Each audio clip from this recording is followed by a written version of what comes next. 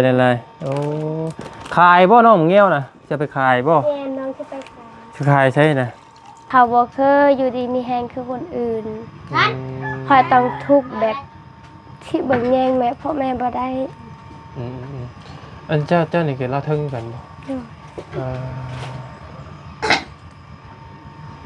ทั้งเมย์ทั้งยังนี่ไข่เนาะจะเป็นรุ่นตลอดโดยเพิ่มฮอตซิโนจริงนะดิฟันกินพี่น้องเลยลองเป็นกระหายคิดในใจมันลกแล้วปีนี้เนาะเงี้ยวพี่น้องเลยเจ้าต้องซื้อน่ะบ่คือกันแต่น้อง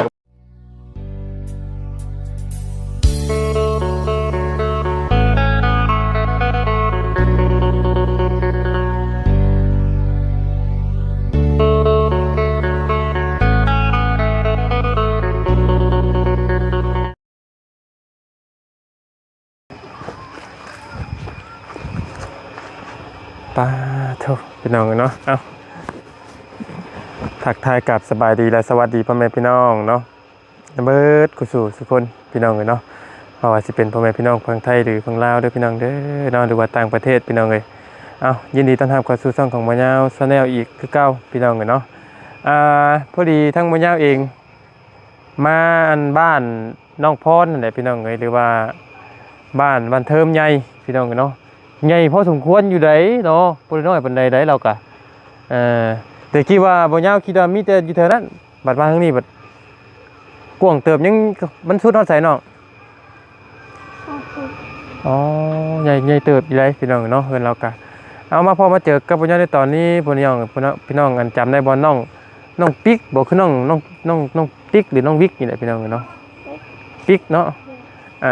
ที่บ่ยาวได้สัมภาษณ์น้องเพิ่นเมื่อคืนก่อนแล้วก็2 มื้อแล้วบ่ยาวว่าสิมาเด่นมาเยี่ยมมายามเราพี่น้องไปถามข่าวเลยนัดใหม่ละใบแล้วก็ต่างมาเบิ่งเคสใหม่พร้อมเลยพี่น้องพอดีมีเคสเพื่อนท่านหลังน้อยหลังนึงพี่น้องเนาะเดี๋ยวเบิ่งนำกันว่าเป็นจังไดพี่น้องเนาะถ่ายพี่น้องเบิ่งนำกันเพราะว่าถ่ายแต่เพื่อนท่านน้องพรหลายก็ยังรอคิวกันอยู่พี่น้องเนาะจักเพิ่นไปตักน้ำตักในมาแต่ใส่พี่น้องเนาะโอ้ยเนาะขอบใจเนาะโถนักบ่สบายดีเด้อสบายดีเนาะสบายดีนักบ่เอ้ยนักเลยโอ้ยเนาะมาได้ใส่ดิตักมาได้ใส่น่ะมาได้คนแล้วน้ำมาได้ใส่เอาโอ้ปะไปเอาพี่น้องเนาะสบายเด้อบุญเด้อสบายดีน้องพรมานี่ดูแล้วนะพี่น้องเลยก็คือ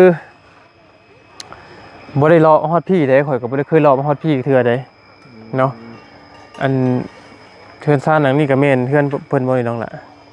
อันนี้แม่นบ่เพื่อนคือกันบ่ทุกอย่างกันเนาะสิเข้าไปเบิ่งอยู่โอ้เทกันเด้พี่น้องเนาะ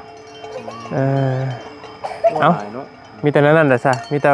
พาอ้ายเพิ่นเข้าไปเบิ่งเด้อเดี๋ยวอ้ายสิเข้าไปเยี่ยมไปยามน้องบิ๊กพี่น้องเนาะน้องบิ๊กเท้าไม่ห้างที่ไม้คันหมากเมื่อคืนนี่แหละพี่น้องเนาะผู้ว่ามาขอบัดไม้คนหมากคนทับพี่น้องเนาะโอ้งัวลายเนาะพี่น้องเลยขายบ่ละว่างัวนี่บอกใส่หัวปัดเลยโอ้ยเนาะพี่น้องเลยมาเดี๋ยวเอาขนมไปต้อนแล้วก่อนอันได้จะเอาเด้อขนมนี่เอาไปให้เล็กน้อยดูกัน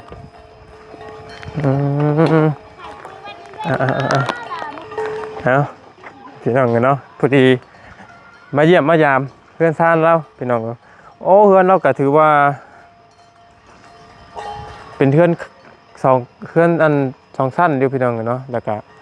ตาบกันพี่น้องเลยตาบมองนี่เนาะอันตาบแป้นพาเนาะโอ้ถือว่าใหญ่อยู่พี่น้องเลยแต่ว่ามันเซ่ไปหมดเลยเนาะพี่น้องเลยเนาะจ้าโอ้นึกว่าบ้านเพิ่นนี่มันมาฮอดพี่น้องเนาะสบายดีล่ะเด้อสบายดีทางน้องหยังก็ น้องปิ๊กบ่ซื้อกันนะซื้อบ่ซื้อติ๊กดอกกำลังพากันเฮ็ดหยังอยู่กินนี่ หนึ่งข้าว ไผหนึ่งข้าวนะ น้อง อ๋อขอขึ้นเบิ่งขึ้นเบิ่งซ่านก็ได้อยู่บ่นี่ได้บ่ เลย ป้าขึ้นไปนั่งอยู่ขึ้นครัวก็ได้พี่น้องกันเนาะเจ้าเอาขออนุญาตขึ้นเครื่องนะน้องเด้อเนาะป้อมยังนี่บ่น้อง มันแนว ของเงี้ยวไว้ใช่ต้นนี้บ่ของเจ้าเองบ่นี่ แมน ป้าสบายดีล่ะแม่นดีน้องเจ้าเท่บ่นี่นะ โดย อ๋อๆกำลังกินหนึ่งข้าวบ่ โดย มานั่งน้ำเอื้อยพี่ล่ะเอาพี่น้องเอ้ยอยู่เฮือนกับไผนี่น้อง น้องคนพ่อแม่นอนให้ เอ้าบ่ได้มีไผบ่อยู่เฮือนนี่ บ่มี ป้าเอื้อยเจ้าคือแป้นจังป้างให้น้องโทษเด้อ บ่มีหยังมีแต่เฮือนละลา โอ้บัดขึ้นมาเบิ่งดอกมันโล่งไปเบิดเนาะเฮือนเจ้าเนาะ มีเชื้อขอบเชื้อผ้าบ่มีข้าวหอมข้าวหอมมีแต่เรือนละ เอ้าแล้วโฮมใช้สะบัดนี่ มันพรมตัวเดียวกับน้อง โอ้เอ้าขนมนี่อ้ายบ่มีหยังมาฝาก เด็กเดิน มีแต่ว่าเด้อเด้อครับใจละลายโอ้ขายบ่น้องเงี้ยวน่ะจะไปขายบ่ แม่น้องจะไปขาย สิขายใช่น่ะ ทลานนี่แหละ มาไปขายพะล้านผู้ เดิน เอ้าเอานั่งรถไปบ่คือหยัง ได้ สิไปขายมื้อใดนี่ มื้ออื่น เออสิย่างขายนี่บ่น้องนี่ไว้เลยโอ้ยอันนี้นี่มันจะบ่ได้ตอกไว้ได้เนาะ บ่มีตะปู จ้าถึงข้าวสุกสิบ่ เอาน้ำเอาในใช่จ้ะน้องนี่น้ำในมาใส่ น้ำอยู่ตอนเขาไปตักมากิน อ๋อน้ำกินหรือน้ำใส่นี่ น้ำใช้ น้ำกินเลย น้ำกินตักอายุปาน มองเดียวกันบ่กับน้องพรคนละหมองบ่ แม่น เออพักกันหนึ่งข้าวกินกับหยังฉันนี่นะ เอามีเนี่ยกิน บ่มีแน้กินเลย เออจ้ายังบ่ลำให้ลำหน้าบ่ ยัง ยังอยู่เนาะพี่น้องเอ้ยโทษเด้อบ่ได้มีข้าวเย็นบ่เนาะ บ่มี ข้าวเย็นบ่มีพี่น้องเนาะเอ้ยเด้อสะอาดเนาะเฮือนเราก็เนาะพี่น้องเอ้ยสะอาดดีเนาะฮ้อนเนาะมื้อนี้พี่น้องน้องเจ้าเท่ๆบ่น้องคนเมื่อคืนนี่บ่อยนะ โดย แม่ อันนี้ผู้เอื้อยผู้เมื่อคืนนี่ผู้ล่า บ่แม่นบ่ผู้เมื่อคืนนี่นะ อืม อ๋อ ผู้หญิง2คนนี่แหละ อยู่นอนนำกันไอ้ถามเมื่อคืนนี่จักคนนะทั้งเบิดนะ พ่อแม่แล้วก็น้อง รวมเบิดเป็นเท่าไหร่ 5 5คน โดย จ้าบักเงียวเราพี่น้องเนาะตรงนี้เราจะไปขายไปนั่งขายหรือไปเลาะ ไปแล้ว จะมีคนชื่ออยู่บ่เนาะ บ่ฮู้บางทีมันก็บ่มีบางทีเขาก็ขายทิมทง 2,000 เออ น้องไปก็ซื้อเป็งนัวซื้อเกลือ จะไปไหนก็ไม่ได้ซื้อเนื้อเกลือ โดย เออจ้าพี่น้องสิได้เท่าไรซ้ำนี่นะขายถุงเท่าไร เขาขายถุง 3,000 ขายถุง3,000 เลย หิวจนแขนกงเลยเนาะ แม่น ผมมีหยังกินเลยเนาะพี่น้อง เล เลย ย ผมมีได้กินเลยหนึ่งข้าวกินกับหยังจับบ้านเลย เดือจำแจ้ว ตำเจียว เลย โหนักอยู่เลยพี่น้องเลย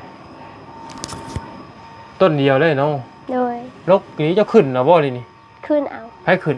อีพอ อีพอ เลย อีพอมาบ่ เลยเมื่อกี้อีพอไปซักอีเมอยู่พาราน อีพอไปซักอีเม เลย ไปซักยังไงนะ ไปซักยา แล้วเป็นหยัง เราเจ็บท้อง โอ้เจ็บท้องยังไงนะน้องเป็นกระเพาะอันนี้บ่ได้ว่า แมนกระเพาะ จ้ะบ้านเรามีแต่กระเพาะได้กินแต่ละไม้น้ำมันเนาะพี่น้องเลยพ่อในแม่ไปนอนให้นอนนะ โดย ทุกมื้อบ่ ทุกมือ มีแต่เจ้าสองคนนี่บ่นอน โดย บ่ย่านบ่เนาะ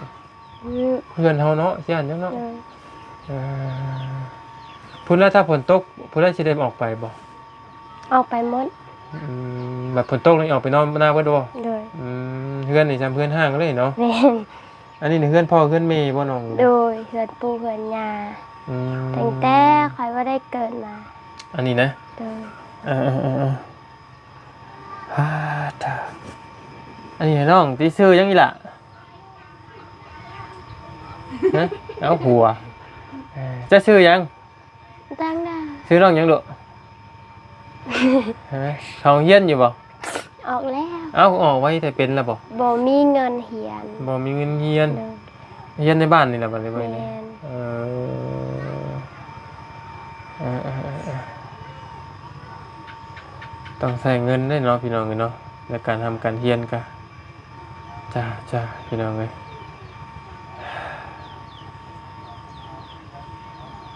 แต่ว่าตอนนี้นี่สิ่งที่อันขาดแคลนในเพื่อนในซ่านเจ้าคือหยังเนาะ หึ ที่ว่ามันขาดมันแคลนในว่าหาบ่ทวงบ่ทันเพื่อนในซ่านเจ้าคือหยัง คือเขา ข้าวเจ้าบ่ได้กุ้มกินบ่อ๋อบ างทีแม่ก็ไปขออยู่บ้านแกงจิ๊บถ้าบ่มีเงินซื้อก็ไปขอเอา เจ้าก็ขอทานกินกันบ่นี่ ข่อยบ่ได้ไป ตอนนี้บ่ได้ไปแต่เดินไปแต่โดดแต่ยังน้อยไปขอดำนาเพิ่นแล้วก็เพิ่นให้ข้าวกระสอบหนึง3 มื้อกระสอบหนึง และข้าวจักซอบอยู่น่ะคือว่าได้อันคือว่าข้าวกุ้มกินแต่ละปี นาข่อยล่ะ อืม บางทีคันมันได้หลายก็20ชอบคันมันบ่ได้ก็15ชอบ อืมมันบ่กุ้มกินเนาะ เลย เป็นหน้าหรือเป็นไห้ เป็นไฮ เพราะว่าแต่ละปีนี่มันบ่กุ้มกินเนาะ เลย แล้วก็เลยไปรับจ้างไปขอไหว้ให้กันเนาะเจ้าก็เนาะ เลย เออมีรถหยังใช้บ่อยู่เพิ่นอยู่ซานก็ บ่มีแต่รถจักรไอ้ห้าง โอ้แล้วขี่ได้อยู่บ่ มันไปบ่ได้ฮอดครึ่งทางแล้วมันก็ดับ มันไปเขาข้างทางแล้วมันก็รับเนาะ เด้อ อ๋อ เมื่อกี้นี่ก็จูงมือ จ้าพี่น้องเอ้ยเออมื้อนี้กินนี่แล้วก็จูงรถมาว่าซั่นพี่น้องเอ้ยบัดเป็นไข้เป็นเจ็บเป็นอุ่นได้สาเหตุได้ย่างไปบ่ได้ บ่ได้ย่างบางทีก็รถหมู่ไปส่ง อืม ไล่ไปน้ำเพิ่น อืมจ้าน้องกันอยากไล่ยังฉันน้องว่าเป็นทีมันจำเป็นในครอบในครัวตอนนี้ข้าวนี่บ่ได้บ่ยัง เข้า ข้าวกิน เลย เอ่อ กับเงินที่ขาดที่เป็นปัวแม่บ่มีเงินปัวแม่ ใช่เงินหลายดิปานนั้นบ่ปิ่นปัวนะ เงินหลายพ่อแม่ค่อยเขาเป็นเจ็บเป็นตลอด อย่าเรียนฉัน เขาบ่เคยอยู่ดีมีแฮงคือคนอื่น อืม คอยต้องทุกข์แบบที่เบิ่งแยงแม่พ่อแม่บ่ได้ อืมอันเจ้านี่คือเล่าเทิงกันบ่ โดย เอ่อ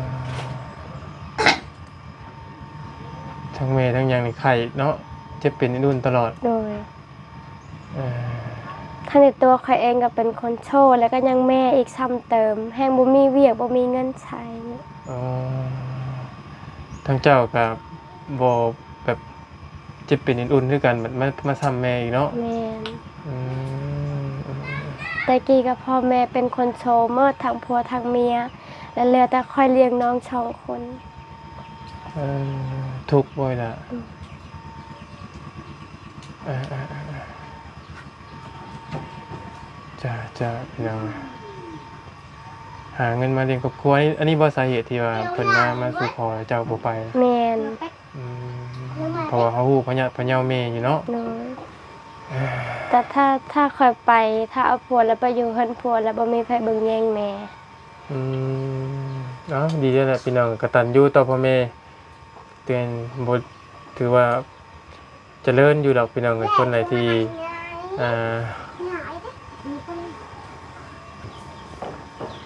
ถ้าว่าเฮากตัญญูต่อพ่อแม่จังได๋เฮาก็เจริญอยู่ดอกพี่น้องเนาะแล้วเป็นตลอดบ่นะ เป็นตลอด เป็นทุกปี เพิ่นน่ะเป็นเกี่ยวกับโรคหยัง บ่ฮู้ โอ้จ้าพี่น้องเอ้ยจักปีแล้วเราน่ะ 38 ยังบ่ได้เฒ่าตัวเนาะ แม่นยังบ่ได้เฒ่าแต่ตัวเราใจจ้อยสูง อืม เราเป็น เจ้าเนี่ยเป็นคนเป็นลูกคนที่เท่าไหร่ ตาย2 3ตาย3 คนคอยเป็นคนที่สี่ จักปีกกน่ะไอ้กกจักปี ลูกกกแม่คอยตายตั้งแต่ยังน้อยเป็นผู้หญิง2 คนแล้วอ้ายคอยไปใกล้นี่ตายเดือน6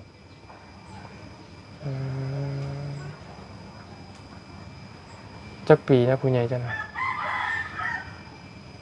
ชาวห้า อ๋อเจ้าหาบ่ เลย อ๋อแม่เจ้าก็เอาลูกเอาเต้าแต่น้อยเนาะ แม่น ป้าเจ้าเพียวเลยเอ้าดีเนาะไผปัดกวาดเฮือนซานคือสะอาดแท้เนาะ บ่ได้ปัดมัน มันเป็นทักทีสะอาดพี่น้องเอ้ยเครื่องครัวเครื่องชานแล้วมันบ่มีบ่ดูว่า มันบ่มีหยังมีแต่ซ้ำนี่แหละถ้วยบวงก็มีแต่ซ้ำนี่แหละ สะอาดดีพี่น้องเนาะน้ำบาลานถึงเจ้าบ่ได้มีบ่ อืม อาบน้ำไปอาบไปใช้ ไปอาบอยู่พูด มันเป็นหยังบางอันมันเป็นน้ำสร้างบ่ได้ว่าเป็นหยัง มันเป็นน้ำก๊อก น้ำกอกรวมบ่ โดย อ๋อเด้อฮอดเอาอันนี้ให้บ่ดีกว่าฮอด ให้ ใช่พี่น้องเลยเราก็เลยถามไปถามมาว่าน้ำตาเกิ่มหน่วยเนาะพี่น้องทุกข์ใจที่สุดเป็นเรื่องหยังอะไรถาม เรื่องบ่มีเงินจะใช้ให้พ่อแม่อีกอย่างพ่อแม่ก็เป็นคนโซและบ่ฮู้ว่าสิเพิ่งพาไผแม่ก็บ่มีอายบ่มีน้องบ่มีพ่อบ่มีแม่ก็เลยบ่ฮู้ทางไปค่อยสิไปหาเงินให้พ่อแม่ใช้ค่อยก็ไปบ่ได้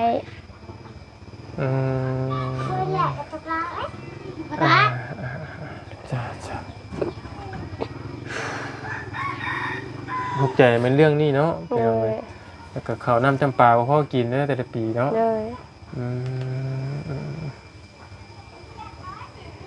เพื่อนนี่เฮ็ดมาจากปีแล้วเนาะ โดนแล้วบาดได้แล้ว10 ปี20 ปีโดยตั้งแต่ข่อยยังบ่ได้เป็นคน แต่เจ้าบ่ได้เป็นคนเลยตะกี้นี่มัน อันนี้ลังตัวที่พ่อแม่ค่อยเฮ็ดเอง อันนั้นเพิ่นต่อออกไปบ่ โดยแต่ตัวนั้นของเขา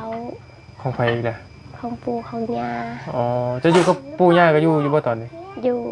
ยังอยู่เบิดอยู่บ่ปู่ย่าเราไปใช้ตอน เราออกนาเฮือนเราอยู่พูด อ๋อมันนี่เพิ่นให้ลูกให้เต้าบ่นำ โด นี่ ยอันนี้เราให้พ่อค่อย อ๋อ แล้วเขาอยู่กับลูกคนที่ช่องเขา อืมจ้าไปเอาไว้แล้วยังกินกับข้าวมานี่ตะเว้นน่ะ บ่มีหยัง ในบ้านเจ้านี่มันมีแนวขายเนาะมีคนขายเครื่องขายของอยู่บ่ คือมีแต่เขาขายขนม มีแต่คนขายขนม เลย แบบนี้อยู่ในกินเนี่ยบ่ได้มีบ่คนขายเลยต้องไปหาอยู่ดงอยู่ป่า ไปหาลงอยู่ลงจุป้าได้อยู่ในกินแล้วก็ตลาด หา เนาะ ผักไปหายาโดย แล้วก็ตลาดแล้วจังสิมีเนาะ โดย จ้าอยู่พี่เพิ่นใช้โทรศัพท์รักยังเนาะ ค่อยใช้หลัก7มีบ่สัญญาณ มีก็ไปพูดหนทาง สัญญาณนิดนะ เลย รักเก้าเนี่ยบ่ได้เลยเนาะ ลักกาวก็ได้อยู่หมองมันได้หมองว่ามีกับบ่มีเลยบ่ขึ้นเลย อ๋อก็ขึ้นลงอย่างนั้นแหละมันบ่ค่อยมี ปกติเจ้าไปหน้าบ่ ด้วย มื้อนี้บ่ได้ไปเนาะ ไม่ได้ไป ไปบ่ โดยเมื่อ หากะมานี่บ่ โดยเมื่อหนึ่งคราวแล้วก็จะน่ะก็เอาให้พ่อกับแม่ บ่ได้ไกลบ่นะ ว่าได้ไกลยางประมาณ15 นาที โอ้พอไปพอมาอยู่เนาะนะเจ้าก็เนาะเพิ่นนอนเผาข้าวบ่เนาะ โดย ข้าวลายบ่ของเขา บ่ได้หลาย ยันงัวยังควายกินเนาะ โดย หน่อยเท่าไรมันแท่งซ้ำเนาะ ยาน เนาะ หมูยานไก่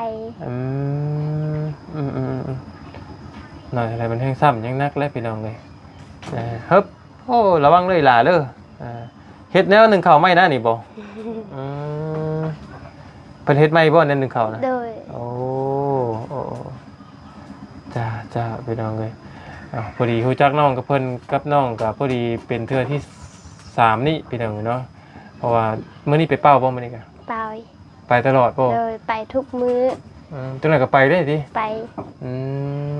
มอืมน้องเพิ่นไปเป่าหรือว่าเจ็บคอนะพี่น้องเป็นไทรอยด์ว่าซั่นเนาะ เลย เออเป็นไทรอยด์ก็เลยไปต้องไปเป่าแต่ว่ายานั่นนี่เจ้าบ่เคยซื้อกินเทื่อติมีแต่เป่าติ เลย โย เออเป่าเรื่อยเป่าเรื่องหลายเด้อเฮ้ย บ่เศร้าเด้อเนาะแต่ก็บ่ได้เคยไปกวดอีกเนาะถ้ามีว่า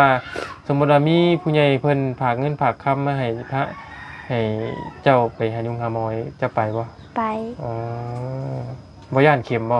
อืม อืม คอยอยากหายคอยอยากดี อืมบัดคือน้องพรแบบบ่ไปอันนั้นเนาะผู้นี้บัดไปพี่น้องเอ้ยถ้ามีเนาะถ้ามีเพิ่นเสร็จเพิ่นซอยผู้ใหญ่ใจดีเพิ่นซอยเนาะ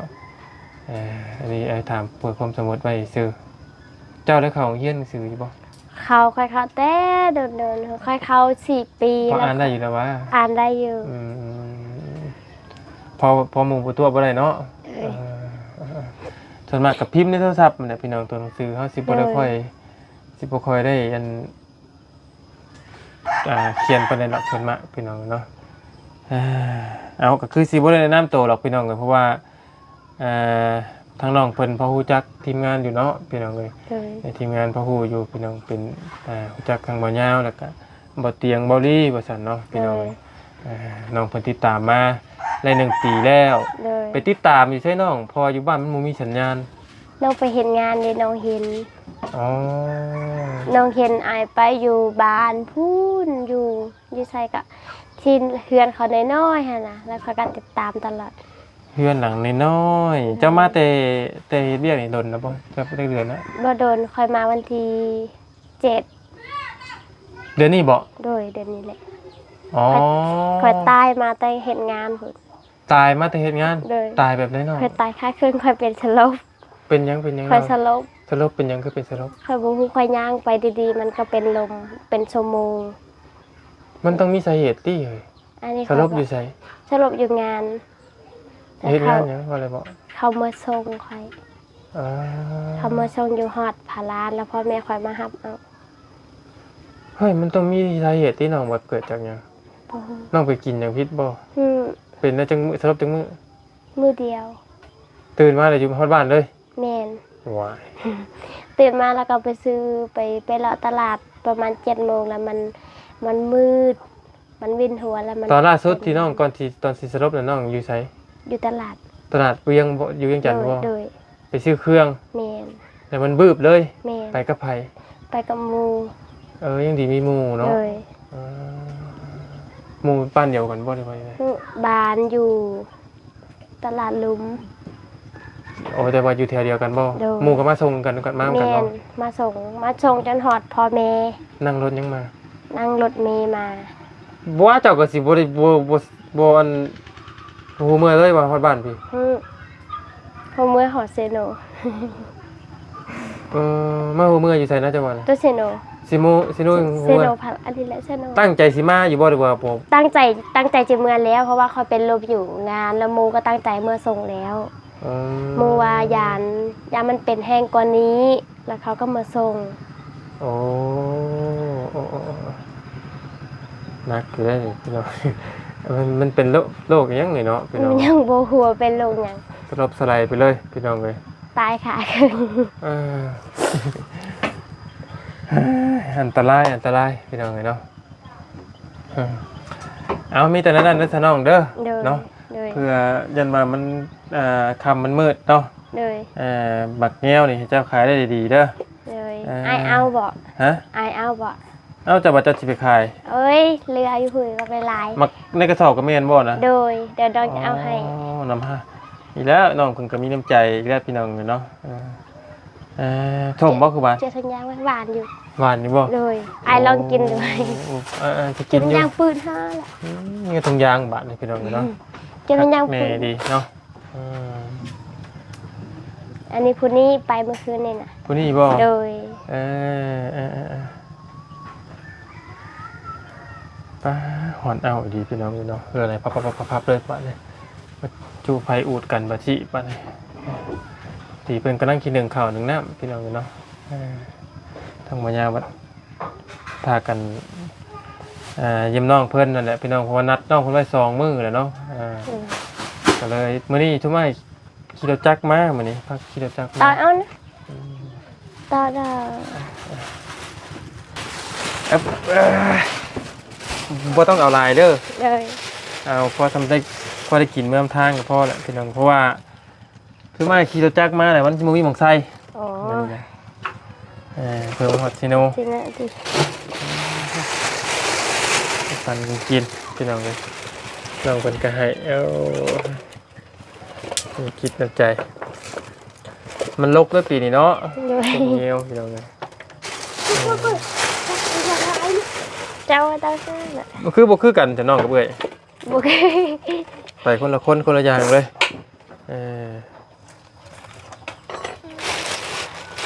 พอได้ละ พอแล้วน้องพอแล้วขอบใจละลายเด้อน้องเด้อ เลย เดี๋ยวมื้อหน้าคือหนังพอแล้วมื้อหน้าที่ชื่อมีมาฝากน้องเลยเนาะเบิ่งก่อนหาเงินให้พอได้ซื้อประเด็ดงอก่อนเป็นน้องเลยใช้เงินก็บ่ได้ นับตันระวังกันมา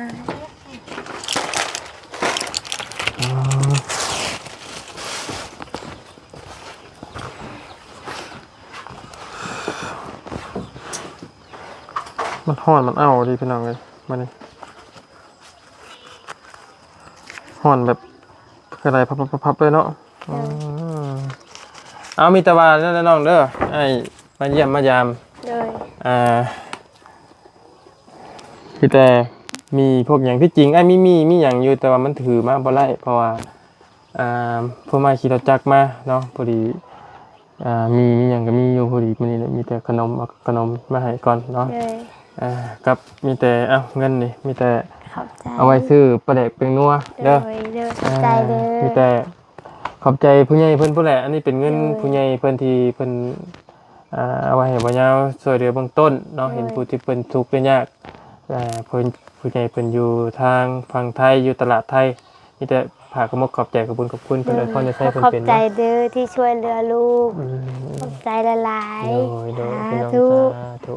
มีแต่ว่าสู้ๆเด้อน้องเด้อ โดย อะไรก็สู้ๆนะเนาะเป็นกำลังใจให้เนาะ โดย ป้าสบายดีแล้วน้องเด้อ สบายดี บ๊ายบายเนาะโดยป้าสาพี่น้องเลยมีแต่ว่าขอขอบคุณพ่อแม่พี่น้อง FC เบิดกุศลทุกคนทุกท่านพี่น้องเลยเนาะสำหรับคลิปนี้ก็เยี่ยมยามทำข่าวทางน้องติ๊ก